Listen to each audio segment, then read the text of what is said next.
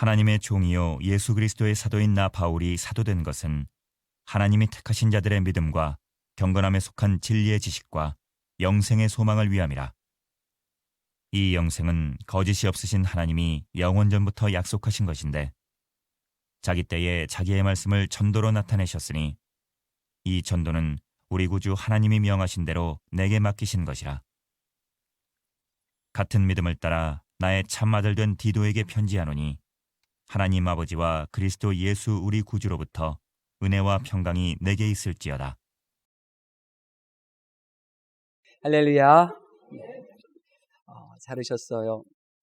오늘부터 이제 앞으로 넉 주는 예수님이 이 세상에 태어오심을 기다리는 대강절 혹은 대림절이라고도 하는 교회의 중요한 절기입니다. 우리 교회의 이 절기는 예수님의 나심부터 이제 이렇게 한 해가 시작하게 되지요. 특별히 오늘은 대강절 첫 주일이만큼 제가 시 한 편을 여러분에게 들려드리고 싶습니다. 나를 기다리신 분이라는 시입니다. 오늘 이상스레 역사의 시작부터 한 걸음씩 발자국을 내딛는 작은 아이의 모습이 어른거립니다. 내가 태어나기 전부터 내게 오기 위하여 희망의 노래를 속삭이며 나를 기다리신 분, 내가 알기 전부터 내게 닿기 위하여 사랑의 가슴을 열어놓고 나를 기다리신 분, 어둠 속에서 동터울 새벽을 맞이할 이 계절은 하여 나의 기다림의 때가 아니라 당신의 기다림의 시기입니다.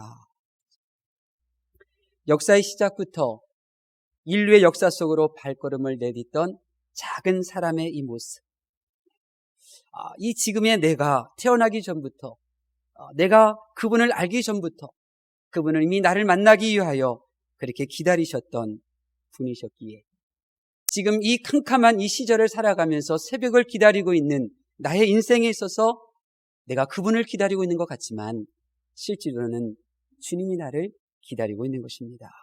이것이 바로 이 시의 내용 아니겠습니까? 이번 대강절 기간 동안 내가 주님을 기다리는 것이 아니라 지금까지 나를 기다리고 계셨던 그 주님을 만나시는 대강절 절기가 되실 수 있기를 바랍니다. 그리고 그분 안에서 그분과 함께 신앙생활을 하실 수 있기를 바랍니다. 오늘 본문의 내용은 이렇습니다. 사도 바울이 로마 황제의 이 재판을 받기 위하여 죄인된 신분으로 로마로 지금 압송되고 있습니다. 근데 지름길로 가기 위해서 이제 배를 타고 가지요. 그러다가 그레데 섬이라고 하는 곳에 잠시 정박을 합니다.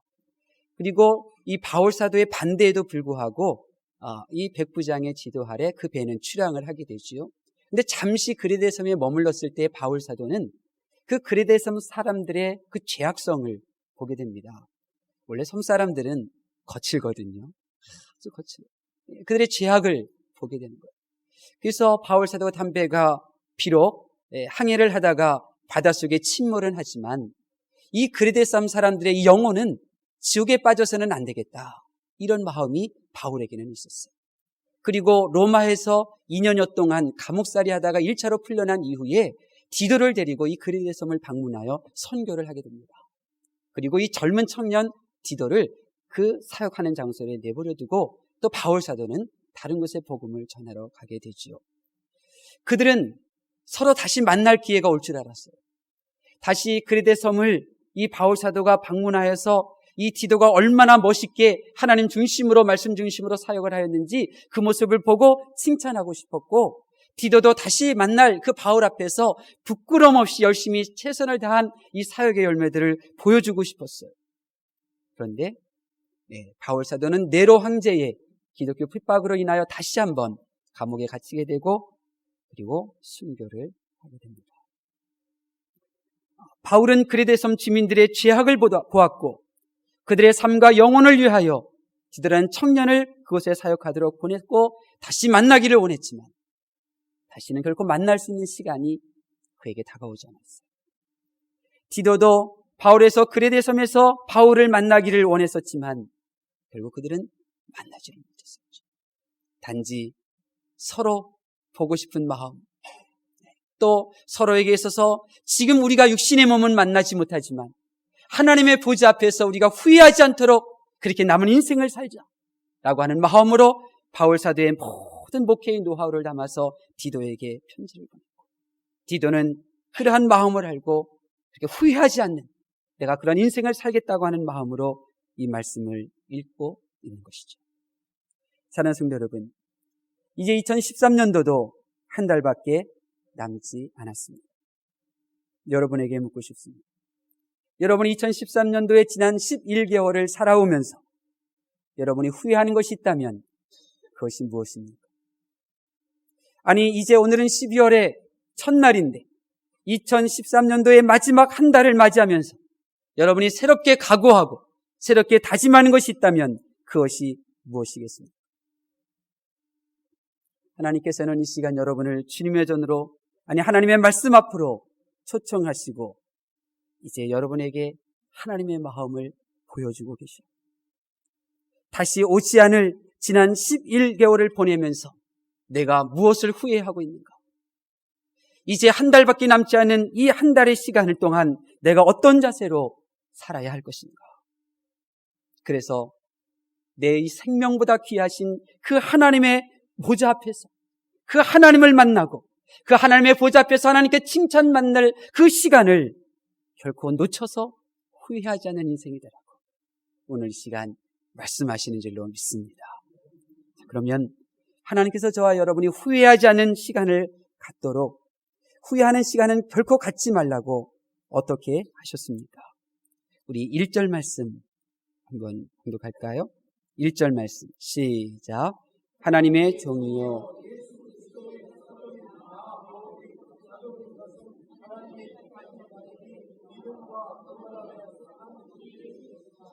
아멘. 저와 여러분이 후회하지 않는 인생을 살라고 하나님께서는 믿음을 주셨어요. 믿음. 여러분, 하나님이 택하신 자들에게 주신 믿음이 무엇입니까? 저와 여러분이 결코 후회하지 않도록 만들 그 믿음이 무엇이겠습니까?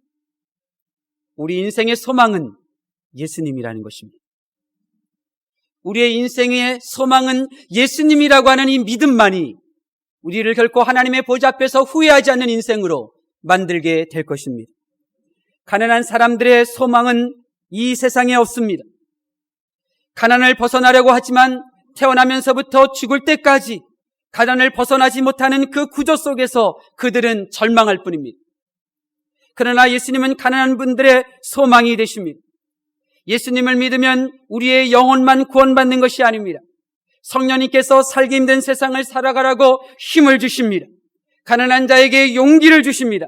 또 가난을 벗어나도록 일용할 양식도 공급해 주시고 그들의 인생을 책임져 주십니다. 그렇기 때문에 가난한 자의 소망은 예수님인 것입니다. 세상에 소망이 없는데 예수님만 믿게 되면 그 가난한 그들의 마음속에 단지 예수님을 믿는 믿음 하나만 있는 것인데 그렇게 그들은 소망이 생기고 힘이 생기고 그리고 다시 일어서게 되는 것입니다. 예수님은 병자에게도 소망이 되십니다. 세상에는 질병으로 고난당하는 사람들이 많습니다. 그 질병은 우리들을 절망하게 합니다. 그러나 모든 환우들에게 있어서 소망을 줄 수 있는 분은 예수님이신 줄로 믿습니다. 1990년도에 공무원 중에서 가장 각광받고 있던 건설교통부에 다니던 사람이 있었습니다. 그분은 고속도로가 한참 만들어질 때 이를 감독하던 안정된 직장에서 그렇게 생활했습니다. 그러니 그의 아들은 참 안락한 가정에서 지내고 있었죠. 근데 어느 날 갑자기 그에게 병이 찾아왔습니다. 급발성 측생경화증이라고 하는 그러한 병이 찾아온 것입니다. 희귀병이죠. 신경계통에 손상이 오면서 근육과 신경이 점점 굳어져가는 그런 병이었습니다. 그리고 3년, 4년 되면 이 심장의 근육도 이제 굳어져서 죽게 되는 병이었습니다. 의사는 3, 4년이면 이제 죽는다고 사형 선고를 내렸습니다. 집에서는 난리가 났죠. 그래서 좋다는 병, 좋다는 치료 방법 전국을 찾아 떠돌아다녔지만 소득이 없었습니다. 그 병을 고치기 위해서 그동안 벌어놓은 돈 다 치료비로 썼지만 아무 효능이 없이 그렇게 1년을 훌쩍 지나가게 되었습니다. 그런데 옆집에 살던 아주머니가 예수님 믿으면 그 질병에서 고침받는다고 전도한 것입니다. 처음에는 거부했습니다. 완강히 거부했습니다.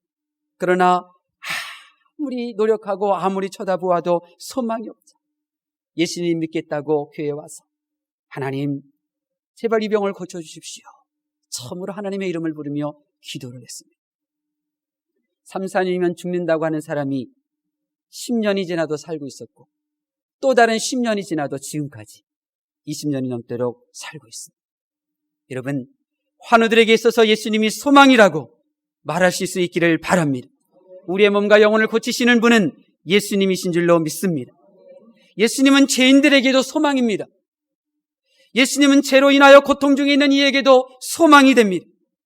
어떤 이는 죄를 지어도 뻔뻔하게 생활하는 이가 있지만 어떤 이는 죄를 지어서 스스로를 학대하고 내가 이렇게 이런 죄를 저질렀나 절망 가운데 빠져 있는 사람이 있습니다. 그들에게도 예수님은 소망인 것입니다. 죄를 지어 양심의 가책을 받는 이들이나 범죄하여 감옥에 갇힌 이들의 죄의 고통에서 해방해 줄 분은 오직 예수님이신 것입니다. 세상이 그들을 향하여 손가락질해도 이미 그들의 죄는 예수님께서 다 사하여 주셨습니다. 예수님이 말씀하셨습니다. 건강한 자에게는 의인이 필요 없다. 나는 의인을 부르러 온 것이 아니라 죄인을 부르러 왔다. 여러분, 죄인에게 정죄하지 마십시오. 병든 환자들에게 차라리 죽는 것이 낫다고 악한 말도 하지 마십시오. 그들에게 예수님이 소망이라고 말하실 수 있기를 바랍니다.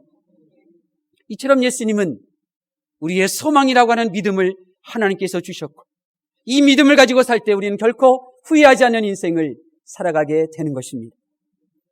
두 번째로, 하나님은 저와 여러분이 후회하지 않는 인생을 살라고 경건함에 속한 진리의 지식을 주셨습니다. 여러분, 나를 경건하게 하는 지식, 그 말씀이 무엇일까요? 나를 영원토록 경건하게 하는 그 지식, 그 지식의 말씀이 무엇이겠습니까? 예수님께서는 우리를 경건하게 하고 또 하늘나라 하나님의 보좌 앞에서 결코 후회함이 없는 인생이 되라고 경건의 지식의 말씀을 우리에게 주셨습니다. 사복음서를 읽어보니까 예수님께서는 경건한 진리의 말씀을 4가지로 주셨습니다. 그런데 그 4가지의 첫 번째 글자를 따니까 주성, 대사 이렇게 됩니다. 주는 사람입니다.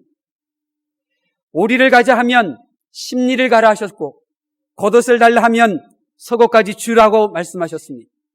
주는 사람이 되셔야 합니다. 섬기는 사람입니다. 큰 자는 섬기는 자가 되어야 하리라 말씀하셨습니다. 대접받는 것이 아니라 대접하는 사람이 되라고 또 예수님께서는 말씀하셨습니다. 또 내 이웃을 내 몸과 같이 사랑하라 말씀하셨습니다. 그래서 주는 사람이요, 섬은 섬기는 사람이요, 대는 대접하는 사람이요, 사는 사랑하는 사람이 되라고 말씀하신 것입니다. 이처럼 나를 경건하게 하는 이 진리의 말씀, 주고 또 주고 섬기되 또 섬기고 대접하되 대접받는 자가 아니라 또 대접하려고 하고 사랑하되 욕을 먹어가도 또 사랑하려고 하는 이런 삶을 살면 그는 하나님과 사람 앞에서 결코 후회하는 행동을 하지 않게 되는 것입니다. 여러분이 지금은 몰라도 내가 뱉어낸 말들, 내가 한 행동이 하나님의 보좌 앞에서 후회가 되어 여러분을 찌르게 될 것입니다. 그러나 여러분이 주섬대사의 이 말씀, 나를 경건하게 하는 진리의 이 말씀을 나의 것으로 삼게 되면 내가 어떻게 되겠습니까? 다른 사람들이 나를 어떻게 대하겠습니까? 좋아하겠죠. 내가 또 주는데, 내가 또 섬겨주는데, 내가 대접받고자 하지 않고 또 대접해주는데, 내가 욕을 먹었지만 또 아무 일 없었듯이 그 사람을 사랑해주는데 그 사람이 왜 나를 끝까지 미워하겠습니까? 관계가 좋아집니다. 또 이러한 신앙이 나의 습관이 되고 이러한 말씀이 나의 육체에 말씀화가 되면 집안 식구들에게도 받으려고 하지 않습니다. 대접받으려고 하지도 않습니다. 섬기는 것을 요구하지도 않습니다. 그러니 그 가정이 천국이 되는 것 아니겠습니까? 주고 섬기고 대접하고 사랑하라 하시는 이 경건의 이 말씀을 실천하여 경건한 하나님의 사람이 되실 수 있기를 바랍니다. 세상은 이런 경건한 하나님의 사람들을 기다리고 있습니다. 교회 안에서조차도 이제 이러한 경건한 사람, 주섬 대사의 말씀을 실천하는 성도를 찾아보기가 점점 힘들어가는 시대가 되어져 가고 있습니다. 그러나 이러한 말씀을 나의 것으로 삼고 경건한 성도가 될 때 그는 결코 하나님의 보좌 앞에서 후회하지 않게 될 줄로 믿습니다. 한 가지 더 말씀드리면 하나님은 후회하지 않는 인생을 살아가도록 영생의 소망을 주셨습니다. 2절에 보니까 영생의 소망을 위함이라 말씀하셨습니다. 영생은 영원한 생명입니다. 영원한 생명. 장안동에 조그만 개척교회가 있는데 그 교회를 다니는 집사님, 딸이 공부를 잘하지만 대학을 어떻게 보낼까 걱정하고 있는데 그래도 아이들 간식거리로 그 골목 안에 있었던 붕어빵 가는 가게에 찾아가서 1,000원씩 주고 간식으로 아이들 먹이곤 했습니다. 근데 그 붕어빵 가게에 주인 아줌마가 보이고 가끔 고3짜리 딸도 이렇게 보이고 했는데 어느 날 보이지 않더랍니다. 그래서 물었어요. 아니 따님은 어떻게 됐느냐고. 그랬더니 자기 딸이 소현인데 백혈병에 걸렸다는 것입니다. 그러냐고. 그리고 한 주간 새벽 기도 드리면서 그 가정을 위하여 기도했습니다. 그리고 일주일 후에 다시 붕어빵 사러 가서 전도했습니다. 예수님 믿으시라고. 예수님 믿으면 소연이가 살아날 수 있다고 전했습니다. 그리고 온 개척교회 성도들이 그를 위하여 기도했고 딸 아이가 병원에 입원하였는데 가서 구원의 확신도 심어주었습니다. 그러나 몇 주 지나지 않아 하나님의 나라에 그 딸이 갔습니다. 모든 장례를 마쳤습니다. 전도한 여집사님은 이제 어떡하나 교회에 올 수 있을까 걱정하는데 이 붕어빵 팔더니 아주머니 딸아이 장례 마친 지 며칠 되지도 않았는데 전도한 집사님을 찾아왔습니다. 그들은 봉투를 내밉니다. 우리 딸아이가 대학 가게 하려고 통장에 모아뒀던 돈인데 이제 하나님 나라 갔으니 이제 내게는 필요 없습니다. 집사님 딸이 공부 잘한다고 하는 이 돈을 등록금으로 사용하십시오. 집사님이 전도 안 했으면 우리 딸 지옥 갔습니다. 몇 주 동안 하나님께서 이렇게 우리 모두를 사용하셔서 내 딸 전도받아 천국 가게 했으니 너무 감사합니다. 그리고 안 받으려는 것 그거 사용하고 놓고 가고 그리고 지금껏 열심히 교회 생활하고 있다고 합니다. 여러분, 예수님께서는 세상에 계시는 동안 천국을 말씀하셨습니다.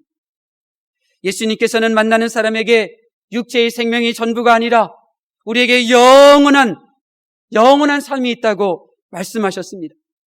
병에 걸리고 또 상처도 견디지 못하는 이러한 육체의 몸으로 영원히 사는 것이 아니라 하나님의 온전한 형상으로 회복된 채 그렇게 영원한 삶을 살아갈 수 있다고 말씀해 주셨습니다. 지난 11개월 동안 어떻게 사셨습니까? 11개월을 좀 더 잘 살아볼까? 어떻게 하면 사람들에게 인정받으며 그리고 칭찬받으며 살까? 어떻게 하면 자녀를 잘 양육할까? 그렇게 사셨다면 이제 12월 한 달은 영원한 생명을 사모하실 수 있기를 바랍니다. 사람은 한 번은 죽습니다. 그러나 죽음이 전부가 아닙니다. 영원한 삶이 있습니다. 천국을 놓치면 육신의 삶도 놓치게 됩니다. 천국을 잃으면 인생 전체를 잃는 것입니다. 천국을 잊으면 여러분의 인생도 잊혀지게 될 것입니다. 천국을 붙잡으려고 하시고 천국을 바라보려고 하시고 천국을 인식하는 여러분의 생각의 끈을 놓치지 않는 그런 삶을 산다면 여러분은 결코 후회하지 않는 인생이 될 줄로 믿습니다. 하나님의 말씀을 경청하는 성도 여러분, 여러분 자신에게 한번 질문을 던져보십시오. 내가 후회하지 않는 삶을 살려면 내가 어떻게 해야 할까? 너무나 많은 사람들이 내가 왜 그때 그렇게 행동했을까? 너무나 많은 사람들이 죽은이 앞에서 너무나 후회할 일을 생각하며 통곡합니다. 여러분 올 한 해 어떻게 사셨습니까? 여러분은 예수님이 내 인생의 소망이라고 믿으며 사셨습니까? 아니면 나에게 예수님을 믿노라 하는 이 고백은 있는데 소망 되신 예수님이 나에게는 없는 것처럼 그렇게 낙심하고 방황하고 그렇게 사셨습니까? 여러분은 주고 섬기고 대접하고 사랑하며 사셨습니까? 아니면 사람들 앞에서 높아지려고 하는 마음으로 사셨습니까? 여러분 대접하며 살지 못한 것을 후회 한번 해보셨습니까? 아니면 내가 그 사람에게 대접받지 못한 것을 지금 후회하고 그 사람 만날 날을 기다리고 계십니까? 여러분은 치열하게 그 누군가를 사랑하지 못한 것을 아쉬워해 보셨습니까? 아니면 왜 나를 사랑해 주지 않는가? 그 사람을 향한 원망과 불평의 마음으로 이 자리에 계신 것은 아닙니다. 이제 우리는 그 모든 일들은 나를 후회하게 하는 생각들입니다. 나를 후회하게 하는 행동들이 너무나 많이 있습니다. 오늘 이 시간 더 이상 후회하는 행동하지 않기를 바랍니다. 우리가 더 이상 후회하는 삶을 살지 않도록 결단하실 수 있기를 바랍니다. 우리가 더 이상 후회하지 않는 삶을 사시려면 어떻게 해야 하겠습니까? 우리 3절 말씀 보겠습니다. 3절 말씀 시작. 자기 때에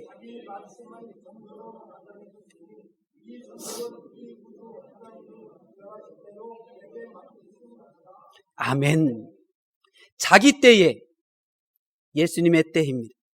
자기의 말씀을 전도로 나타내 주셨으니 예수님께서는 저와 같은 이 몸을 가지고 이 땅에 계실 때에, 예수님은 청년의 몸으로 이 땅에 계실 때에, 예수님은 누군가의 아들이요 또 누군가의 형으로 이 땅에 거하고 있을 때에 그분은 전도하셨습니다. 그리고 하나님께서는 예수님이 행하셨던 그 전도를 지금 우리들에게 맡겼다고 말씀하고 계십니다. 진정 예수님이 소망이라고 하는 삶, 경건에 속한 진리의 말씀, 그리스도 그리고 영생의 소망을 품고 살아 하나님의 보좌 앞에서 후회하지 않도록 그렇게 전도자가 되라고 우리에게 전도의 사명을 맡겨주신 것입니다. 발바닥 전도라고 하는 책이 있습니다. 42일 동안 3,000명을 전도한 권경식 장로님이 쓴 책입니다.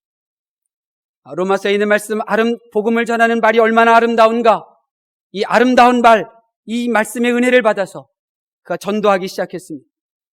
하루는 발바닥이 너무 아파서 전도하다가 땅바닥에 주저앉아 신발을 벗고 손바닥을 주무르면서 이렇게 말했답니다. 그동안 놀러가거나 죄를 지으러 다닐 때에는 아픈 줄 모르더니 전도할 때는 발이 아프다니 이 무슨 말이냐? 발아 너만 믿는다. 그리고는 다시 신발 신고 전도하러 다녔습니다. 하나님의 거룩한 보좌 앞에서 하나님이 정말로 계시고 나의 육체의 눈으로 천국을 확인하는 그 순간, 하나님을 위한 성도들이 면류관을 받고 그 순간에 후회하지 않으려면 전도하셔야 합니다. 전도는 발바닥으로 하는 것입니다. 신발이 다 닳도록 찾아가서 전도해야 전도가 되는 것입니다. 전도는 예수님이 소망입니다. 우리의 입술이 닳도록 그렇게 전하는 것이 전도입니다. 전도는 나의 손발이 다 닳도록 그 사람을 섬기고 그 사람을 대접하고 나를 낮추는 것이 바로 전도인 것입니다. 이렇게 하나님의 뜻에 순종해서 열심히 전도하는 사람이 우리 북악교회에 많이 나오기를 예수님의 이름으로 축원합니다. 북악교회로 부름받은 성도 여러분, 우리 북악교회로 하나님께서 여러분을 부르신 이유가 무엇입니까? 우리가 하나님의 뜻대로 살지 아니하면 우리는 천국에서 내침을 당합니다. 하나님께서 우리가 하나님의 뜻대로 살라고 이곳에 우리를 부르셨습니다. 하나님의 뜻이 무엇입니까? 여러분은 하나님의 뜻이 무엇이라고 말씀하십니까? 하나님의 뜻이 모른다고요? 오늘 제가 여러분에게 분명히 가르쳐 드립니다. 하나님의 뜻은 하나님의 말씀을 지키는 것입니다. 하나님의 뜻은 하나님의 선하심을 따라 나도 선하게 살아가는 것입니다. 그리고 하나님의 뜻은 전도하는 것입니다. 나의 동시대의 사람들에게 하나님의 말씀 성경을 지켜 순종하는 모습과 나의 동시대의 사람들에게 선하신 하나님의 모습을 나의 삶 가운데 드러내며 그들에게 예수님의 소망이라고, 예수님이 당신을 구원해 주시리라고 찾아가 전하는 것이 하나님의 뜻인 것입니다. 이제 더 이상 하나님의 뜻이 모른다고 방황하지 마십시오. 하나님의 뜻을 몰랐다고 핑계대지 마십시오. 하나님의 뜻은 이것입니다.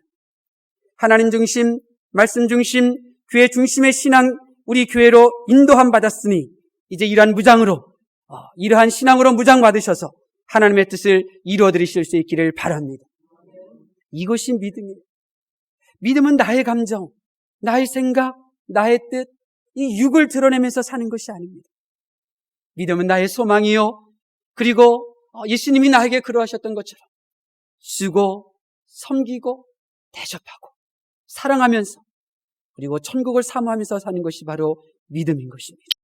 그렇기 때문에 믿음은 나로 하여금 신발이 닳도록 나의 손발이 닳도록 그렇게 예수님을 전하는 것입니다.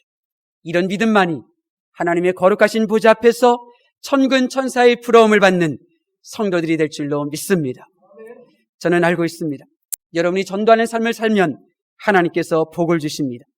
어떤 복입니까? 우리 4절 말씀 볼까요? 4절 말씀 보겠습니다. 시작. 같은 믿음을 따라 하나님 아버지와 은혜와 평강이 내게 있을지어다. 아멘. 하나님께서 은혜를 주십니다. 하나님의 은혜는 놀라운 것입니다. 하나님의 은혜는 나도 알고 사람들이 알고 있는 죄인데 하나님은 모른다. 나의 죄를 덮어주십니다. 이것이 하나님의 은혜예요. 하나님의 은혜는 나의 부족함도 다 메꾸어 주십니다. 그래서 받은 사람만이 아는 것이 바로 하나님의 은혜입니다. 하나님의 은혜는 사람의 손길을 찾는 것이 아니라 하나님의 그 보이지 않는 그 손길의 힘으로 살아가죠. 성경은 하나님의 은혜로 살아나고 성경은 하나님의 은혜로 부자가 된 사람들의 이야기로 가득합니다. 이제 여러분이 이 하나님의 은혜의 주인공이 되실 수 있기를 바랍니다. 또한 하나님께서는 평강을 주십니다. 하나님의 평강이 입으면, 하나님의 평강이 내게 임하면 내일 먹을 것이 없어도 걱정하지 않습니다. 하나님의 평강이 내게 임하면 내일 의사가 죽는다고 하여도 겁나지 않습니다. 현재의 고통스러운 시간을 이기게 하시고 사람의 수많은 언어들, 그런 것들이 더 이상 나를 괴롭히지 않도록 그렇게 역사하시는 것입니다. 사람의 거친 목소리와 행동에 시달렸던 이 바울과 실라가 축축한 감옥 속에서도 누렸던 것이 평강 아니었겠습니까? 다니엘이 수많은 사람들로부터 모함받으며 그리고 그 사자굴에 던져질 때에도, 사드락 메삭 아벳느고가 불 속에 던져질 때에도 하나님의 평강이 그들에게 임하였던 것입니다. 세상은 불안과 두려움과 염려로 여러분을 찌르나 하나님이 주시는 평강은 어떤 사람의 소리와 행동 앞에서도 마음을 평안으로 유지하게 하는 줄로 믿습니다. 여러분, 이처럼 후회하지 않는 인생이 되도록 예수님이 소망이라며 말하고 또 주섬대서 쉬고 섬기고 대접하고 또 욕을 얻어먹어도 사랑하며 천국을 사모하면서 전도할 때 하나님께서는 이와 같은 복이 여러분의 것이 되도록 도와주실 줄로 믿습니다. 그러나 여러분이 하나님을 믿노라 하면서도 여전히 영의 사람이 아닌 육의 사람으로 사시고 또 속사람으로 행하지 않고 겉사람으로 그렇게 행동한다면 여러분의 인생에 평생에 후회할 일이 끊어지지 않게 될 것입니다. 아니, 영원토록 후회할 그러한 일들이 여러분의 기쁨과 여러분의 생명과 여러분의 인생을 하나님 보좌 앞에서 집어삼키게 될 것입니다. 하지만 지금부터라도 내가 발길, 또 내가 손 멈추지 않고 전도하면서 산다면 이 땅에 거하는 동안, 아니 사망이 손짓하는 그 순간에도 하나님의 은혜와 평강이 여러분을 보호하게 될 것입니다. 이제 말씀을 마칩니다.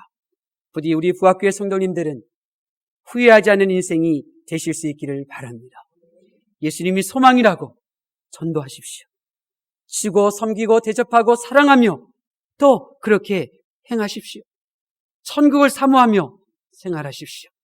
그렇게 발이 닳고 손발이 닳고 입이 닳도록 전도할 수 있도록 힘써서 기도하십시오. 내일은 12월 월삭 새벽 예배 드리는 날입니다. 한 달에 한 번 드리는 날, 이날 엎드리고 기도하셔서 후회하지 않는 인생으로 만드실 수 있기를 바랍니다. 기도하겠습니다.